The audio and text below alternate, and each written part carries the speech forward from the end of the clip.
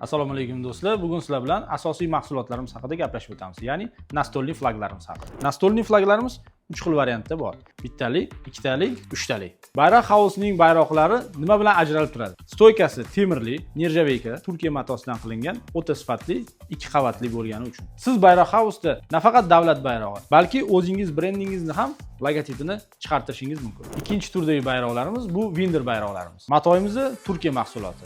4 xil variantda ishlatsanglar bo'ladi. Flagstokka ko'chaga ilsanglar bo'ladi, qo'lda ushlab tushsanglar bo'ladi yoki tayoqchada ham tirpiratib har xil musobaqa yoki marosimlarda ishtirok etsanglar bo'ladi. O'lchamlarimiz standart 2 xil bo'ladi, ya'ni 1 metrga 1,5 metr, 1 ga 2 metr. O'zingiz xohlagan o'lchamda ham buyurtma berishingiz mumkin. Hozirgi kunda aktual bo'lib kelayotgan kabinet bayroqlari, ya'ni xalq tilida konus bayroqlar. Bu bayrog'imizning matosi Turkiyaning o'ta sifatli atlas materialdan tashkil topgan. Asosi esa PET plastik. Kabinet bayroqlarimizning balandliklari moslashuvchan.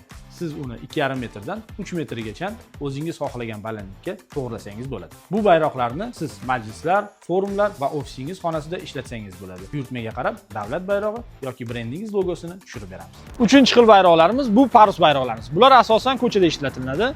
Reklamangizning asosiy omillaridan bo'ladi. Razmerlarimizga keladigan bo'lsak, S, M va L razmerda bo'ladi. 2,5 metr, 3 metr 40 santimetr va 4 metr. Mahsulotimiz o'ta sifatli, Turkiya matosidan qilingan bo'ladi.